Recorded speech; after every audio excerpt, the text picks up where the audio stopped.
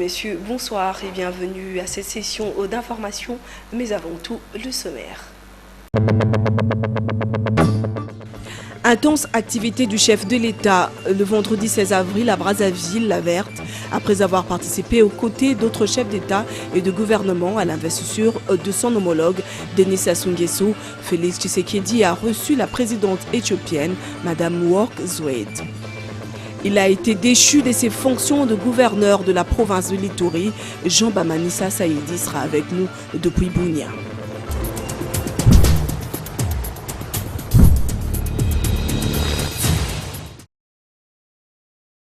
Une fois de plus, mesdames et messieurs, bonsoir. Réélu le 23 mars dernier et confirmé par la Cour constitutionnelle le 6 avril 2021, le président de la République, Denis Sassou Nguesso, a prêté serment vendredi 16 avril au Palais du Congrès, ce en présence de plusieurs chefs d'État et de gouvernement, au nombre desquels on pouvait compter le président de la République démocratique du Congo, Félix-Antoine Tshisekedi et Tshilombo. Et les détails avec la presse présidentielle. Le grand rendez-vous du Palais des Congrès de Brazzaville rénové ce vendredi 16 avril 2021 a vécu. Le siège du Parlement congolais a abrité la cérémonie grandiose de prestation de serment du président de la République du Congo, Denis Sassou Nguesso, réélu le 21 mars 2021 pour un deuxième quinquennat.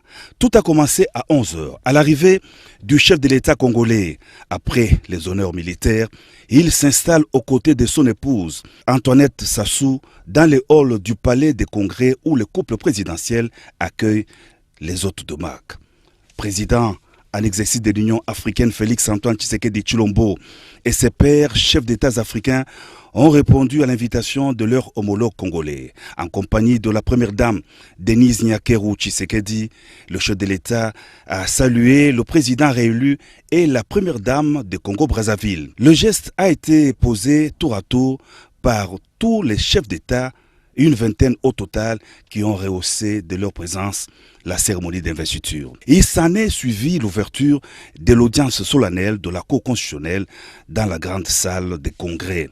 Après la lecture de la décision de la Cour du 6 avril proclamant les résultats définitifs de l'élection présidentielle remportée par Denis Sassou Nguesso à la majorité absolue, 88,40% au premier tour, le président élu a été invité à prêter le serment constitutionnel. Moi, Denis Sassou Nguesso, président de la République, je jure solennellement de respecter et de faire respecter la Constitution et de défendre la nation et la forme républicaine de l'État, de remplir royalement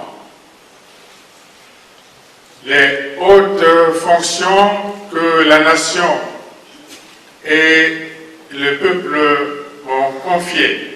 La Cour en a pris acte et l'a investi dans ses fonctions de président de la République du Congo pour un mandat de 5 ans. Dans son discours d'ouverture, Denis Sassou Nguesso s'est déclaré le président de tous les Congolais. Le peuple a opté pour la paix, la stabilité et le développement, a indiqué le président réélu, qui a pris l'engagement de mettre tout en œuvre pour répondre aux attentes de la population, en particulier de la jeunesse congolaise. Il a eu une pensée pieuse à l'endroit du candidat Guy Brice Parfait Kolela, emporté par le Covid-19, qui décime à travers le monde. Nonobstant les affres de cette pandémie que combat le Congo grâce notamment à la campagne de vaccination, le président Denis Sassou Nguesso a promis de poursuivre le processus de développement intégral de son pays avec son nouveau projet de société Ensemble, poursuivons la marche.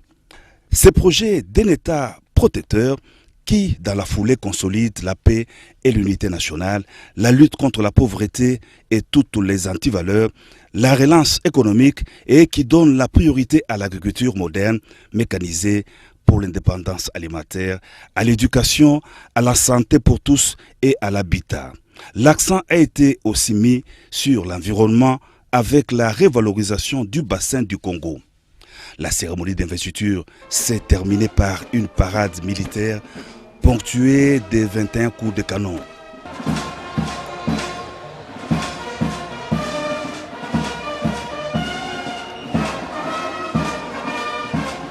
Le chef de l'État a pris congé de son homologue de la République du Congo.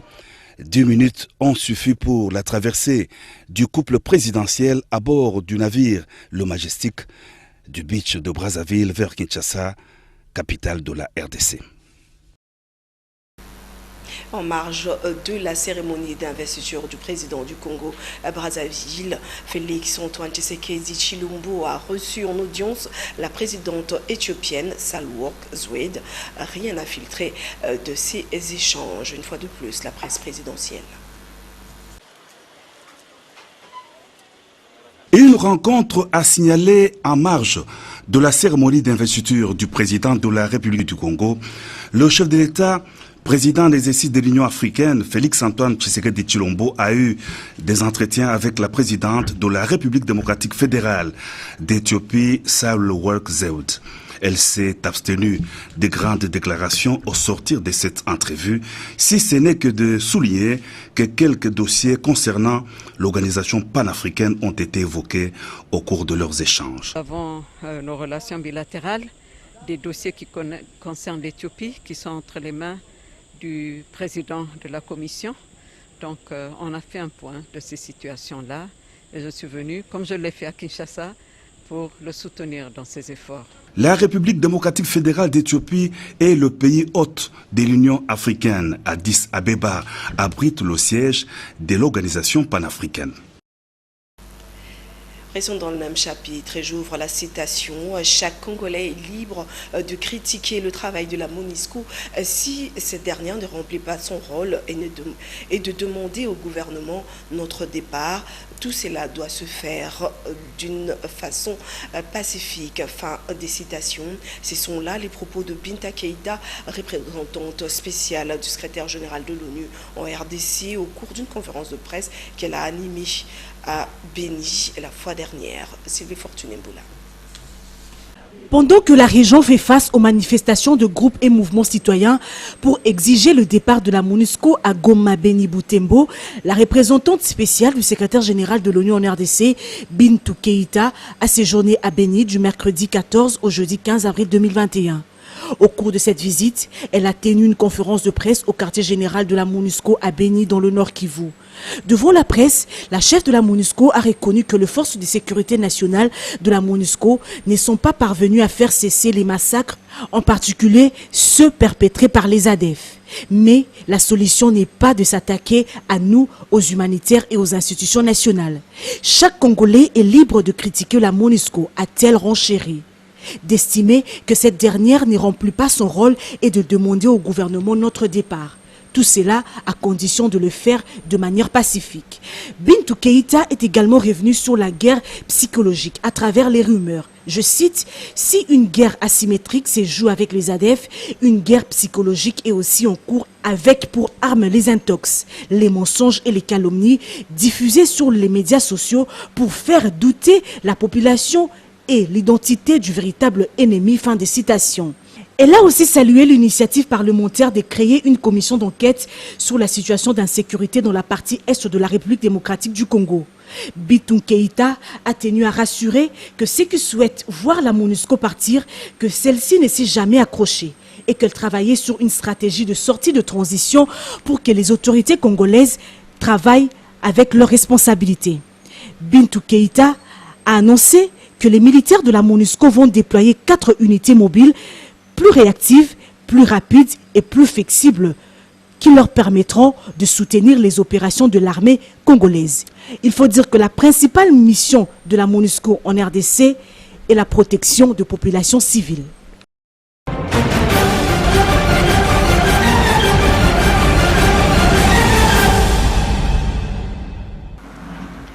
Depuis l'instauration de la politique de la décentralisation, les institutions provinciales sont en train de battre des l'aile. La guerre de leadership sème la désolation au sein de gouvernements provinciaux et assemblées provinciales. Qu'est-ce qui est à la base de cette situation? La réponse avec Papi Katassi. Le bilan que l'on peut dresser de la décentralisation instaurée en 2007 en RD Congo s'apparente à un parcours empreint d'incertitudes liées notamment à la défaillance de l'État. À la lecture de la loi organique du 7 octobre 2008 portant composition, organisation et fonctionnement des entités territoriales décentralisées et leur rapport avec l'État et les provinces, on voit se succéder la mise en place de 3 niveaux de gouvernance. Premier, le gouvernement central. Deuxième, les provinces. Et troisième, les entités territoriales décentralisées, que sont les villes, les communes, les secteurs et les chefferies. Mais la gouvernance de proximité souhaitée et prônée dans les textes législatifs, savamment élaborés, tarde toujours à se réaliser. La décentralisation est donc restée théorique. Le problème de fond est plutôt structurel et pousse à croire que la gouvernance en RD Congo n'est pas tournée vers le bien-être de la population. Or, la décentralisation ne peut se comprendre que lorsque les acteurs politiques œuvrent pour le bien-être collectif. Comme on peut le constater, partout à travers la RD Congo, on observe une sorte de guéguerre entre les exécutifs provinciaux et les organes délibérants. Tenez, dans les Sankourou, il a fallu 2 ans pour voir Stéphane Moukoumadi être rétabli dans ses fonctions par la Cour constitutionnelle après une âpre bataille entre pro-Tshisekedi et pro-Kabila, minant ainsi les efforts du développement de la province. Dans le Congo central, même l'intervention du procureur près la Cour constitutionnelle n'a pas pesé pour évincer le gouverneur Atouma Toubouana, qui était dans une bataille mano à mano avec le président de l'Assemblée provinciale du Congo central, le docteur Anatole Matussila. L'éviction de ces derniers a créé une sorte d'accalmie ou de paix des braves entre acteurs politiques de la province à l'instant. Le même cas signalé dans la province du Congo avec l'éviction sans forcer du gouverneur Jean Petit. Cette crise interinstitutionnelle provinciale est allée à son paroxysme avec 2 cas patents. Il s'agit de Louis-Marie Oualelou Fungula de la Chopo et Jean Bamani Sassaïdi de l'Ituri, 2 gouverneurs qui ont connu le même chemin de la croix. Désavoués de reprise par leurs organes délibérants, cette fois on attend fermement la position de la Cour constitutionnelle pour donner la suite à ces événements. Un autre cas qui intrigue les esprits d'observateurs avertis de la politique en RD Congo est celui de la province du Tanganyika. Avec l'éviction de 2 membres du bureau de l'Assemblée provinciale, sur place on évoque au conditionnel la circulation des billets verts pour requalifier la majorité et de faire tomber le gouverneur Zoé Kabila Mwanzambala. Alors là-bas, la bataille menée par la vice-gouverneur Fifi Masuka Saïdi semble s'effriter suite au retour de son titulaire Richard Mouej Manguez-Mans, qui va bientôt retrouver son poste avec la volonté du chef de l'État. Ici à Kinshasa, la tentative d'évincer Godin Poyi à la tête de l'organe délibérant de la ville, l'Assemblée provinciale de Kinshasa, est tombée caduque. Comme on peut le voir, certains gouverneurs sont sur une chaise éjectable. On cite Moussafiri du Maniema, Ngwabidje du Sud Kivu, Caroline Zanzoukia Sivita du Nord Kivu. Ainsi donc, le processus de la décentralisation semble marcher clopin-clopas aux vagues des humeurs, à petits gloutons et surtout l'absence d'un leadership exemplaire à la tête de nos provinces.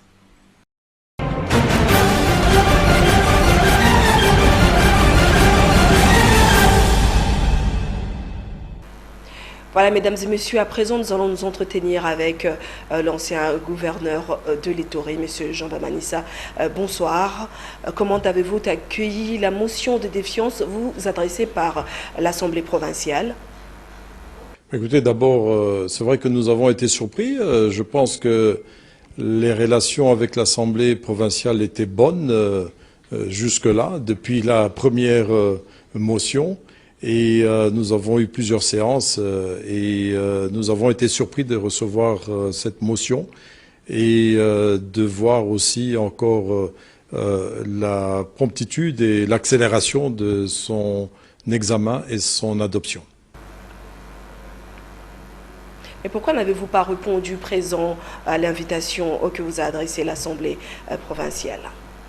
Écoutez, l'invitation est arrivée samedi plus tard que 11h30 et donc c'était en fin de journée, les services étaient fermés, donc nous considérons que les 48 heures couraient à partir de lundi matin jusqu'à mercredi. C'est à partir de mercredi aujourd'hui, 14, que nous devions être là parce que le règlement intérieur dit que ça doit être exploité et présenté à l'Assemblée après les 48 heures. Mais j'ai été invité avant même les 48 heures, donc pendant cette période.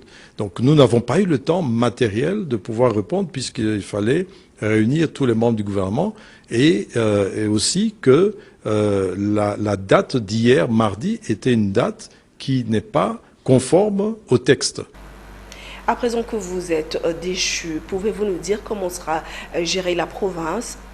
Et ce que disent les textes, nous continuons à gérer, nous sommes réputés démissionnaires, mais nous continuons à exercer nos fonctions. Restons en Ituri pour vous dire que les travaux de réhabilitation de certains axes routiers en terre battue dans la ville de Bunia ont officiellement démarré le 16 avril, exécutés par la société Safricas. Ces travaux sont financés par le gouvernement provincial de cette province. Suivez.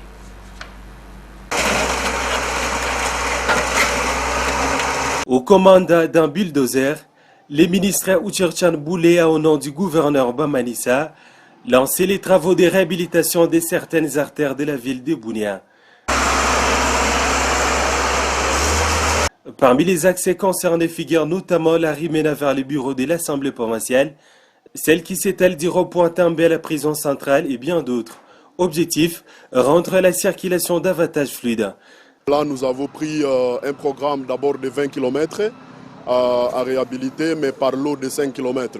Nous lançons ces travaux qui ont déjà commencé sur l'avenue qui part du marché central vers l'Embabo, en passant par le pont Gédéon. Et ces travaux consistent, n'est-ce pas, au reprofilage de tous ces tronçons et compactage. Je crois que comme on va par lot de 5 km et que chaque fois, Safricas va mettre quelques engins pour ces travaux, et l'OVD va s'occuper de ce qui concerne les ouvrages. Donc je crois que ce sont des travaux qui ne pourront pas prendre beaucoup de temps. Un motif de satisfaction pour les habitants de Bunia qui réitèrent leur soutien au gouvernement provincial bien qu'il est réputé démissionnaire. Tous les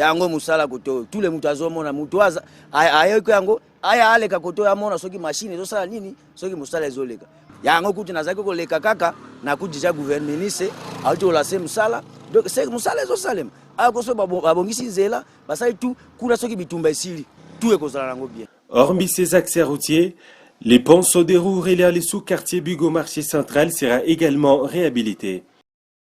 Africa Mujinga et Selemba Yabou nous disent que le commissaire général au développement rural, Flavien Kouimoussori, a effectué une descente à Maluku, au village Kouimé et Kidibika. Objectif de sa visite, mettre fin au conflit coutumier qui règne dans les sites agricoles de ce coin. Suivez. C'est une visite d'inspection que le commissaire général au développement rural, Flavien Kouimoussori, a effectuée le vendredi 16 avril 2021 au site agricole d'Nkieme à Kibidika, au plateau des Bateke dans la commune de Maluku. Accompagné des membres du cabinet du ministre provincial de l'Intérieur et du bourgmestre de la commune de Maluku, Flavien Kouimoussori est allé mettre fin au conflit qui oppose le chef coutumier, gardien du temple, au chef du centre de développement de Nkieme. Un conflit lié aux droits coutumiers. Je suis personnellement descendu à Kibirika parce qu'il y avait des petits problèmes qui s'opposaient entre le chef coutumier ici de Kibirika et le chef de centre de Nkieme. Alors c'est dans ce sens-là que nous sommes venus avec toute l'équipe pour essayer un peu de voir, de calmer la tension qui existait entre tous les deux camps. Après palabre, le chef du centre a payé une amende honorable au chef traditionnel en présence de la population. Question de favoriser un climat de paix et de sérénité. Yonde tata nangai, yo mokonzi nangai. Ngana zali fonctionnaire ya l'État, naza na service na yo. Mabe ozele na kata secteur, sunga ambassadeur naza mabe. Je demande pardon au chef coutumier et à la population et promets de travailler pour notre développement. Naza toujours mutu mabe. Mais liboso ye chef lelo, soki mabengo na saka solo, soki alukuta, na sengi bulim si liboso na ye, pe na sengi bulim si na yo tata muto pesa msala. Acteur du développement, l'autorité traditionnelle s'est dite satisfaite de la mission effectuée par le numéro 1 provincial du développement rural de Kinshasa, Flavien Kouimoussori. Je suis ravi de ce que le ministre a fait. Il a mis fin à ce conflit alors que ses prédécesseurs qui sont venus sur place se sont contentés juste de s'accaparer des tracteurs et engins et laisser le problème non résolu. Ces sites figurent parmi ceux qui vont abriter plusieurs projets de développement grâce à l'appui des partenaires techniques et financiers de la ville de Kinshasa dans les secteurs de l'eau et de l'électricité. Ouvrons à présent la page sportive pour vous dire que le coup d'envoi à Kananga de la première édition du championnat provincial de football a eu lieu et ce go a été donné au stade des jeunes de Katoka par le ministre provincial du sport, Soleil Toumba Moufika.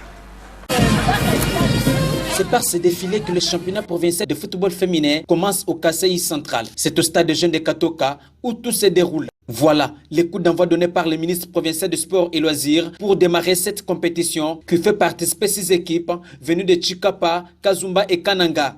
Nathalie Kambala-Loussé, présidente de la CPFFKC, donne ici le sens ainsi que la particularité de cette compétition. Ce qui était rêve hier est devenu aujourd'hui une réalité. La cérémonie de ce jour est un événement tant attendu qui marque le couronnement de travail qui a été abattu de longues années. C'est un exploit que la Commission provinciale de football féminin a réalisé grâce à la détermination de tous ses membres et les collaborateurs. C'est un sentiment de joie et de grande satisfaction pour chacun et chacune d'entre nous. Le ministre provincial de sport et loisirs a dans son discours rassuré quant à la disponibilité du gouvernement provincial à la réussite de cette messe sportive. Nous retirons notre engagement à accompagner sans faille les organisateurs de cette compétition pour que les objectifs assignés soient atteints. Nous voudrions que cette grande fête du ballon rond soit couronnée de succès, raison pour laquelle nous recommandons que le fair play puisse régner avant, pendant et après cette compétition. À l'ouverture, la Sainte-Marie de Kananga a croisé ses bottines à la Serdi de Kazumba, score final 6-1 en faveur de la Sainte-Marie. Tandis qu'en deuxième explication, Tepe Mazembe de Kananga et cercle sportif AFD de Chikapa se sont séparés par un score de 2 buts partout. Le calendrier prévoit pour ce samedi à Sainte-Germaine de Chikapa qui va croiser FC Serdi de Kazumba et tandis qu'à 16h, FC Dynamo de Kazumba matchera Tepe Mazembe de Kananga. Pour sa 3e rencontre au championnat de football féminin du Katanga qui se joue à Likasi, le TP Mazembe football féminin n'a pas fait de détails devant la formation de la fondation Jacques Kaboula Katoué sur la note de 2-0. Suivez. Monique Kipoi, c'est elle la héroïne dans cette première confrontation de l'histoire entre Mazembe et Football Club. Fondation Jacques Kaboula Katoué. Avant la pause, l'ailier gauche des Corbeaux déborde avant de fusiller la gardienne de but des Rouges de Likasi. Tout est beau ou presque sur l'action pour l'ouverture du score. 1-0, score à la pause.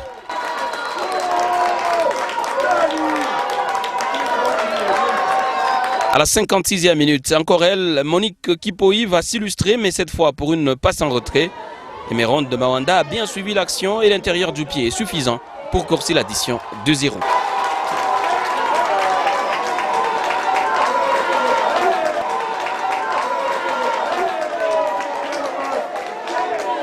Mais les filles de FJKK auraient pu réduire le score à 4 minutes du terme sur penalty. Mais Grace Kapinga a trop ouvert son pied qu'elle va mettre la balle à côté. 2-0, Mazembe l'emporte, mais il y a encore Desimpe Bikira et Ushindi comme obstacle. Les filles de Jeff Kapondo qui jouent pour le titre doivent encore assurer contre ces deux adversaires pour réaliser leur mission. Partager son expérience avec les autres maîtres de karaté résidant à Kinshasa, telle est la mission du Congolais Etienne Eradingoy, instructeur d'intervention physique et de patrouille à l'école de gendarmerie du Canada. Vendredi 16 avril, le sensei Eradingoy a animé une séance d'entraînement basée sur les katas dans l'une des salles de la paroisse Sainte-Anne de la Gombe. Patrick Borel-Mukendi et Rigo Moulopo vous en donnent les détails. Promouvoir le karaté traditionnel qui est différent du karaté sportif et les soucis de sensei Etienne Eradingoy, instructeur d'intervention physique et des patrouilles à l'école des gendarmeries de Québec au Canada. Vendredi 16 avril à Sainte-Anne-de-la-Gombe, Etienne Eradingoy, qui a pour devise la santé, la sécurité et l'éthique, a réuni plusieurs anciens et nouveaux pratiquants de ces disciplines pour s'entraîner dans les buts de garder leur forme. Et c'est partager les expériences. Les maestros Uke et Tori, en position prédominante des Kibadashi, ont exécuté avec brio tous les mouvements et kata, l'amplitude, technique de défense, posture, déplacement, l'enchaînement, la puissance et l'équilibre. La RDC, ce pays gigantesque, doit établir une politique sportive. Sortir la RDC dans l'ombre, parce que le sport, ce n'est pas seulement quelque chose de loisir. Le sport aussi, c'est une façon de faire valoir la grandeur de notre pays, qui est si grand, peut-être qui est mal vendu à l'étranger à cause des guerres, mais à travers les arts martiaux, à travers le sport, nous pouvons quand même embellir l'image de la RDC. Et avec la venue des Jeux de la francophonie, nous espérons que nous n'allons pas seulement servir comme un terrain de bataille pour contempler les autres pays qui vont venir ici. Nous voulons que la RDC gagne dans toutes les disciplines à laquelle ils vont participer. Cette rencontre a été une bonne chose. Bravo à l'initiateur, Dixit, quelques participants. Au Congo, nous devons avoir une autre culture parce que les arts martiaux, c'est l'humilité. Et c'est un plaisir pour moi que par moment ils viennent dans mon club pour qu'ensemble nous puissions partager son expérience.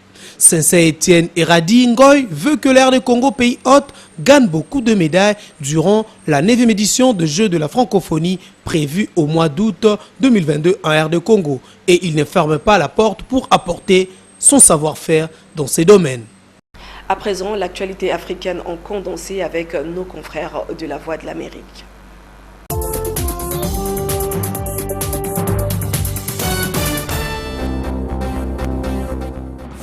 Dans le nord-est du Nigeria, environ 65 000 personnes ont fui la ville de Damasak dans l'état de Borno après plusieurs attaques qui ont fait au moins 14 morts et des dégâts importants depuis samedi. Ils ont traversé la frontière pour se rendre au Niger et d'autres ont fui vers Maïdougouri où plus d'1 million de personnes sont réfugiées. 20 migrants tentant de rallier l'Europe à partir des côtes tunisiennes ont péri en mer et 17 sont portés disparus après le naufrage de leur embarcation de fortune à l'est de la Tunisie. Ils sont tous issus d'Afrique subsaharienne. L'investiture de Denis Sassou Nguesso, président réélu de la République du Congo, s'est déroulée ce vendredi en présence de 19 chefs d'État. Pour ce nouveau mandat de 5 ans, M. Sassou Nguesso souhaite relever le défi de la sortie du tout pétrole pour mettre l'accent sur l'agriculture, l'industrie et la relance du chemin de fer. En Côte d'Ivoire, l'ancien chef de guerre Amadé Ouérémy a été condamné jeudi à la prison à perpétuité pour crimes contre l'humanité commis lors de la crise post-électorale en mars 2011. Voilà, mesdames et messieurs, nous sommes arrivés à la fin de cette session d'information, mais avant tout, le rappel de titres. Intense activité du chef de l'État le vendredi 16 avril à Brazzaville, la Verte, après avoir participé aux côtés d'autres chefs d'État et de gouvernement à l'investiture de son homologue Denis Sassou Nguesso. Félix Tshisekedi a reçu la présidente éthiopienne, Madame Work Zweit. Il a été déchu de ses fonctions de gouverneur de la province de l'Ituri. Jean Bamanissa Saïdi sera avec nous depuis Bunia.